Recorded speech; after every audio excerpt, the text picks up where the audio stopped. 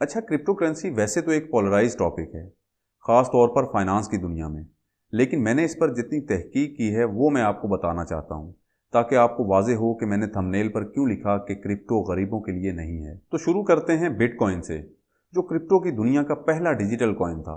इसे 2009 में Satoshi Nakamoto ने बनाया, जो एक शख्स था या शायद कोई खुफिया ग्रुप, आज तक कोई नहीं जान पाया। लेकिन आज इसी कॉइन पर पूरी क्रिप्टो मार्केट खड़ी है। तो उसने बिटकॉइन इसलिए बनाया ताकि दुनिया में एक ऐसा डिजिटल सिस्टम कायम हो जहां लोग बैंक, हुकूमत या किसी भी थर्ड पार्टी के बगैर डायरेक्ट ऑनलाइन एक दूसरे से पैसों का लेन देन कर सकें। इसे पीयर टू पीयर ट्रांजैक्शन कहा जाता है। ये था इस डिजिटल दुनिया का मकसद। इसमें कोई भी इन्वेस्टमेंट, प्रॉफिट, सिग्नल या ट्रेडिंग वाला काम नहीं था, और ना ही इसमें रातों रात करोड़पति या अरबपति बनने का कोई ख्वाब था।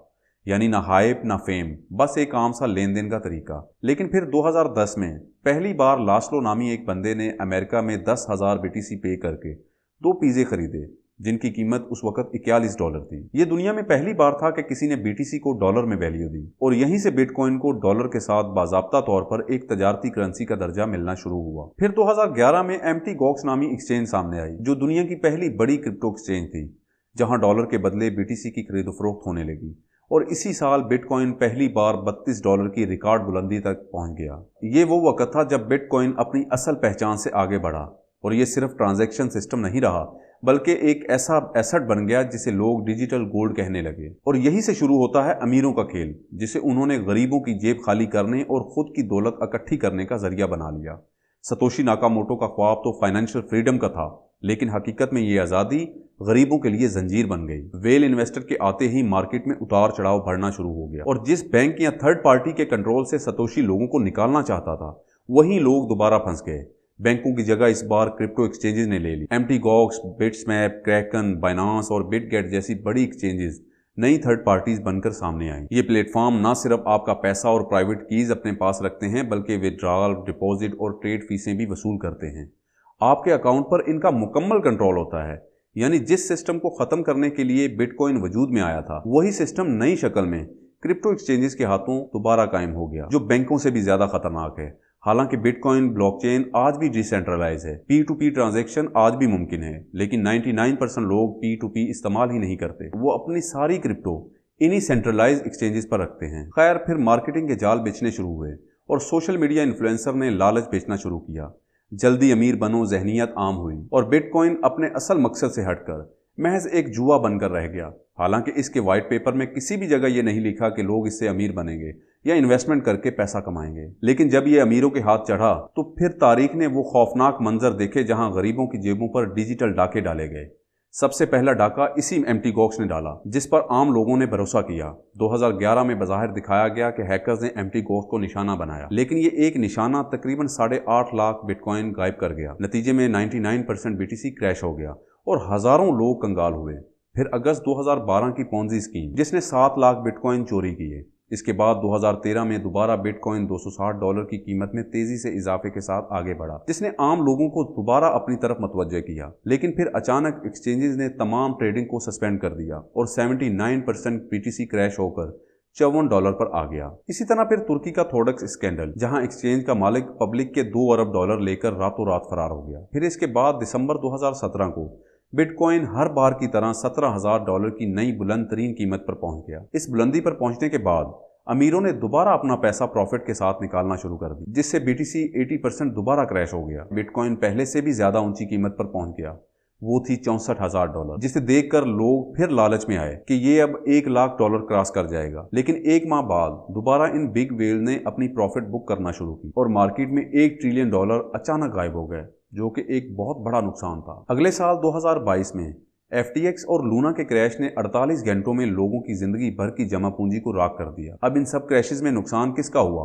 आप सोच रहे होंगे कि अमीरों का, तो ऐसा नहीं है। वो तो पहले ही अपनी प्रॉफिट निकालकर साइड पर हो चुके थे। फंसा तो वो सिर्फ गरीब, जो इस मार्केट में अपना सुनहरा मुस्तकबिल देखकर आया था। लेकिन एक चीज आपने गौर की होगी कि इन तमाम ड्रामाई क्रैशेस के बावजूद बिटकॉइन मुसलसल ठीक होता रहा और वक्त के साथ नई बुलंदियों तक पहुंच जाता। वो सिर्फ इसलिए कि अमीर, जिन्हें हम बिग वेल कहते हैं, वो गरीबों को हर बार झांसा देकर लूटते रहे। इसी तरह अभी एक माह पहले ही 10 अक्टूबर को किसी ने हाइपर लिक्विड नामी एक्सचेंज पर कुछ घंटे पहले नया अकाउंट बनाकर 1 अरब डॉलर की फ्यूचर ट्रेडिंग में शॉर्ट पोजीशन ओपन की, यानी उसने बेट लगाई कि अगर बिटकॉइन की कीमत गिरेगी तो उससे प्रॉफिट होगी और अगर ऊपर गई तो उसे नुकसान होगा। जैसे उसे पहले ही पता था कि मार्केट गिरेगी, लेकिन तब तक मार्केट स्टेबल चल रही थी। फिर इसके कुछ देर बाद ही बाइनांस पर एक स्टेबल कॉइन USDE, जिसकी असल मार्केट वैल्यू तकरीबन $1 थी, मगर बाइनांस के सिस्टम में अचानक ये $1 से गिरकर $0.65 दिखाई देने लगा और इस गलत वैल्यू ने फौरन ही लाखों लोगों की लिवरेज ट्रेड्स जबरदस्ती बंद कर दी और 1 घंटे में दुनिया भर की क्रिप्टो मार्केट में $19 अरब लिक्विडेट हो गए और बिटकॉइन 1,22,000 से अचानक 1,02,000 तक गिर गया, जिससे पूरी क्रिप्टो मार्केट खौफो हरास का शिकार हो गई। और वो नए अकाउंट वाला चूंकि पहले ही नीचे की बेट लगाकर बैठा था, इससे हर दूसरा गिरता डॉलर उसके लिए मुनाफा बनता रहा और इस 1 घंटे में वो $192 मिलियन यानी पाकिस्तानी 54 अरब रुपए से ज्यादा का चूना लगाकर चला गया। अब सवाल ये है कि क्या ये ट्रेडर और बग आपस में जुड़े थे, क्योंकि उसने बिल्कुल नया अकाउंट बनाया ताकि उसका असली नाम या साबका ट्रेडिंग हिस्ट्री पकड़ी ना जाए। यही वजह है कि अभी तक कोई भी नहीं जान पाया कि ये था कौन। खैर, इन तमाम क्रिप्टो क्रैशेस में, जिनका मैं पहले जिक्र कर चुका हूँ, इंटरनेशनल मीडिया ने बारहा ऐसे दिलखराश वाक़यात रिपोर्ट किए हैं जहां लोग माली बर्बादी के बाद अपनी ज़िंदगी तक गंवा बैठे। दर्जनों नौजवान बेहतर मुस्तकबिल की आस में अपनी मेहनत की कमाई ही नहीं बल्कि अपनी जानें भी हार गए। इसी तरह ये अक्टूबर वाले बग के दौरान यूक्रेन का एक नौजवान क्रिप्टो ट्रेडर कॉन्स्टेंटीन, जो सोशल मीडिया पर इन्फ्लुएंसर भी था, मार्केट के अचानक क्रैश के बाद शदीद माली नुकसान का शिकार हुआ और अगले ही रोज उसने अपनी लैम्बोर्गिनी गाड़ी में खुदकुशी कर ली। ये वाकया इस बेरहम मार्केट की हकीकत को बेनकाब करता है। ये वाकयात इस बेरहम मार्केट की हकीकत को बेनकाब करते हैं कि चंद मिनटों की गिरावट से किसी की पूरी जिंदगी बदल सकती है। इसलिए ये मार्केट अमीरों का खेल है, गरीब सिर्फ हारने के लिए इसमें आते हैं। जो शख्स थोड़े पैसे लेकर जल्दी अमीर होने की उम्मीद में आता है, वो अक्सर कुछ नहीं बचाता, क्योंकि इस मार्केट में कोई रेगुलेशन और कंट्रोल नहीं है। प्राइस मैनिपुलेशन बहुत आसान है। बड़े इन्वेस्टर करोड़ों डालकर प्राइस ऊपर ले जाते हैं, लोग फोमो में खरीदते हैं, फिर वेल निकासी करते हैं जिससे मार्केट नीचे गिरती है और छोटे लोग सिफर हो जाते हैं। इसे पंप एंड डंप स्कीम कहा जाता है और ये क्रिप्टो मार्केट में रोज होता है। इसलिए जो कम सरमाया रखने वाले हैं, मेरा उनको मशवरा यही है कि वो इस मार्केट में ना आए, क्योंकि आपकी एक मामूली सी गलती आपका पूरा सरमाया खत्म कर सकती है। और सबसे बड़ी बात यह है कि इसकी कोई गारंटी नहीं कि कोई भी हुकूमत या इदारा ऐसा नहीं होगा जो आपका पैसा वापस करवाए। ये असल में high risk high loss market है। प्रॉफिट की बातें 1% लोगों की है, लेकिन नुकसान की कहानियां बाकी 99% लोगों की है।